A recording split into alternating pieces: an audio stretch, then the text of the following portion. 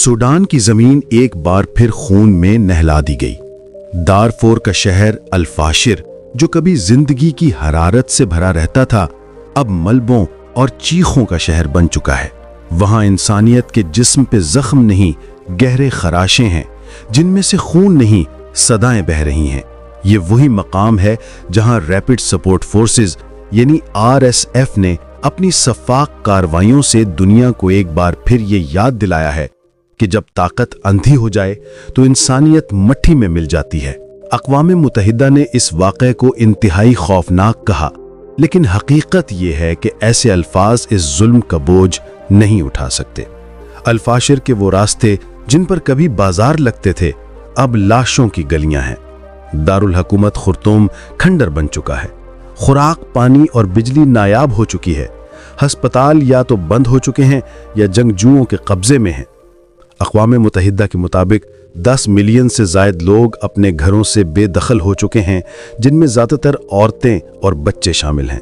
दारफोर, जहां पहले ही नस्ल कुशी का दाग मौजूद था, एक बार फिर आग में जल रहा है और वहां कबाइल को निशाना बनाया जा रहा है। औरतों को अगवा किया जा रहा है, मर्दों को गोलियों से भूना जा रहा है। और इस बार दुनिया की बेहिसी पहले से भी ज्यादा है। एक ऐसा मुल्क जो कभी अफ्रीका का सबसे बड़ा खित्ता था, जहां दरियाए नील बहता था, जहां कदीम तहजीबों के आसार मौजूद थे, आज राख के ढेर में बदला है। जो बच्चे कभी खुर्तूम के स्कूलों में ख्वाब लिखा करते थे, अब खैमों में जिंदगी की भीख मांग रहे हैं। ये जंग सिर्फ ताकत की नहीं, इंसानियत की जंग भी है, और दुनिया ने इस जंग में तमाशारी बनने का फैसला किया है। सूडान सिर्फ जंग और गुर्बत की कहानी नहीं, बल्कि ये कदीम तारीख और तहजीब का गहवारा भी है। मिस्र की तरह कदीम ये वो सरजमीन है जहां कभी नूबिया या कुश की अजीम बादशाहतें आबाद थीं, और आज भी ऐसे आसार पाए जाते हैं जिन्हें हजरत सुलेमान अलैहिस्सलाम के दौर से मंसूब किया जाता है। कहा जाता है कि वो यहाँ जिन्नात को कैद किया करते थे। जमहूरिया सूडान, शुमाली अफ्रीका का ये मुस्लिम मुल्क अपनी 5 करोड़ आबादी के साथ दुनिया का 29वां सबसे ज्यादा आबादी वाला मुल्क है। 1.88 मिलियन मुरब्बा किलोमीटर के वसी रकबे के साथ ये दुनिया का 16वां और अफ्रीका का 3रा सबसे बड़ा मुल्क है।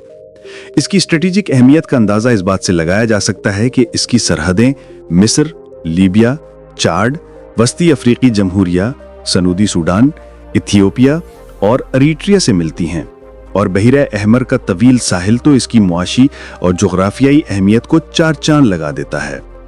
सूडान को अफ्रीका का एक ऐसा गुमशुदा हीरा कहा जाता है जिसे दुनिया ने अपनी पूरी आबोताब के साथ अभी तक देखा ही नहीं। ये अपने दामन में बेमिसाल सकाफत, अजीम तारीख और दिलकश कुदरती हुस्न समेटे हुए है। लेकिन इसकी एक और बड़ी कहानी जनूबी सूडान की अलैदगी की है। जब 9 जुलाई 2011 को आलमी ताकतों के ईमा पर इस मुल्क का एक बड़ा हिस्सा अलग कर दिया गया, ये एक ऐसा जख्म है जो आज भी सूडान के जिस्म पर हरा है। माशी तौर पर सूडान इंतहाई मुश्किल सूरत हाल से गुजर रहा है।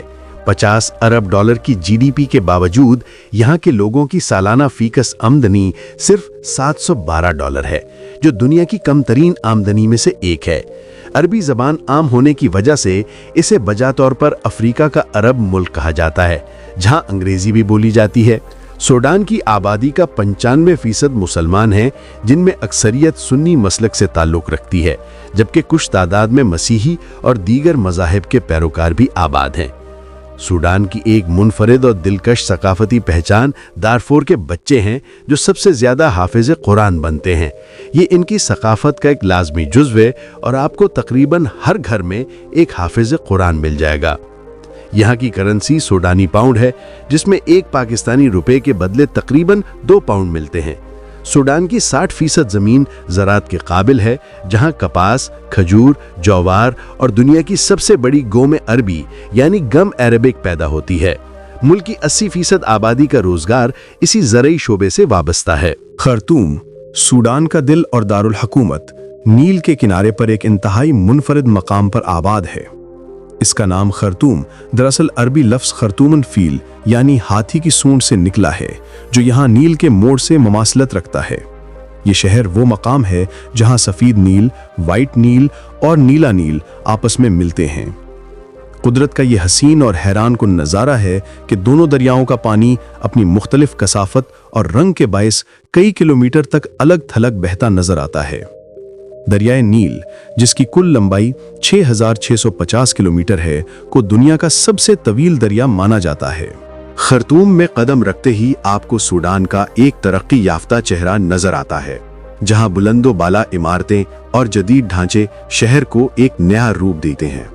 دلچسپ بات یہ ہے کہ سوڈان میں اہرام مصر سے بھی زیادہ تعداد میں اہرام موجود ہیں۔ یہ اہرام زیادہ تر میروے کے قدیم نوبین بادشاہوں سے منسوب ہیں۔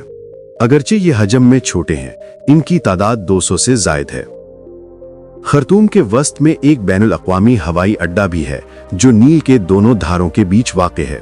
یہ شہر 1821 میں قائم ہوا اور مہدی تحریک کا ایک اہم مرکز رہا۔ یہاں ملک کا قومی عجائب گھر، قدیم ترین خرطوم یونیورسٹی اور کئی خوبصورت مساجد جیسے الکبیر مسجد، نجومی مسجد، مسجد الشہید اور خلیفہ ہاؤس مسجد موجود ہیں۔ یہاں گرمی کی شدت بہت زیادہ ہوتی ہے اور درجہ حرارت اکثر 30 ڈگری سینٹی گریڈ سے کم نہیں ہوتا، لیکن اس گرمی میں بھی زندگی رواں دواں ہے۔ سڑک کنارے کافی کے سٹال، جہاں مقامی کافی کی خوشبو مہکتی ہے، لذیذ سوڈانی کھانے، خاص طور پر بیف اور چکن کی ڈشز، اور سونے کے بازار، جہاں زیورات دیگر ممالک کے مقابلے میں سستے داموں دستیاب ہوتے ہیں، خرطوم کی رونقیں ہیں۔ بحیرہ احمر پر واقع پورٹ سوڈان ملک کا ایک اور اہم شہر ہے۔ ایک اہم بین الاقوامی تجارتی راستے پر ہونے کی وجہ سے یہ دنیا بھر کی نظروں میں ہے۔ یہاں کے باسی زیادہ تر ماہی گیری سے اپنا روزگار کماتے ہیں، اور جدہ سے محض 288 کلومیٹر سمندری فاصلے پر ہونے کے باعث یہاں عرب ثقافت کا گہرا اثر نظر آتا ہے۔ اس کے قریب ہی ایک اور قدیم بندرگاہی شہر سواکن موجود ہے، جسے حضرت سلیمان علیہ السلام سے منسوب کیا جاتا ہے، اور یہ بھی کہا جاتا ہے کہ یہاں کبھی جنات قید کیے گئے تھے۔ اس کی عمارتوں میں سمندری پتھروں اور کورلز کا استعمال کیا گیا، جو اس کی تعمیراتی انفرادیت کو ظاہر کرتا ہے۔ ناکا سٹی یعنی ناکا شہر بھی سوڈان کی قدیم تاریخ کی عکاسی کرتا ہے، اور اسے یونیسکو عالمی وراثہ میں شامل کیا گیا۔ لیکن اس خوبصورت اور وسائل سے مالا مال سوڈان میں آج ایک بہت بڑی اور خوفناک جنگ جاری ہے۔ اپریل 2023 سے شروع ہونے والی یہ جنگ ابھی تک نہیں رکی۔ اس جنگ کے پیچھے غیر ملکی طاقتوں کا ہاتھ ہے، جو سوڈان کے قدرتی وسائل پر قبضہ کرنا چاہتی ہیں۔ آپ کو یاد ہوگا کہ کچھ سال پہلے دارفور میں بھی ایسی ہی خون ریزی ہوئی تھی، اور آج وہی سب دوبارہ ہو رہا ہے۔ اب سوال یہ پیدا ہوتا ہے کہ ایک مسلم ملک متحدہ عرب امارات ایسا کیوں کر رہا ہے؟ اصل وجہ یہ ہے کہ UAE سوڈان کی بندرگاہوں پر، اس کے سونے کے بڑے ذخائر پر اور اس کی زرعی زمینوں پر اپنا کنٹرول چاہتا ہے۔ جب سوڈان کی پہلے والی حکومت نے UAE کے ان منصوبوں کو ماننے سے انکار کر دیا، تو اس کے بعد RSF کے ذریعے سوڈان میں یہ جنگ شروع کر دی گئی تاکہ وہ اپنے مقصد میں کامیاب ہو سکیں۔ اگر عالمی مفادات پر بات کی جائے تو روس کے لیے سوڈان میں دلچسپی کا محور سونا اور بحیرہ احمر کے ساحل پہ فوجی اڈہ ہے، جہاں سے وہ افریقی بحری راستوں پہ اثر ڈال سکتا ہے، اور ویگنر گروپ نے RSF کو اسلحہ اور تربیت فراہم کی اور بدلے میں سونے کی کانوں تک رسائی حاصل کر لی۔ دوسری طرف مصر نے فوج کو خاموش حمایت دی، کیونکہ اسے خدشہ ہے کہ اگر RSF غالب آ گئی تو اخوان المسلمون کے اثرات بڑھ جائیں گے۔ خلیجی ریاستیں بھی پس پردہ اپنے مفادات کے لیے سرگرم ہیں، اور UAE نے RSF کے ساتھ تجارتی تعلقات قائم رکھے ہیں، جبکہ دوسری طرف سعودی عرب کو دیکھیں تو وہ مصالحتی کردار ادا کرنے کی کوشش کرتا ہے، مگر اس کے اپنے علاقائی مفادات بھی واضح ہیں۔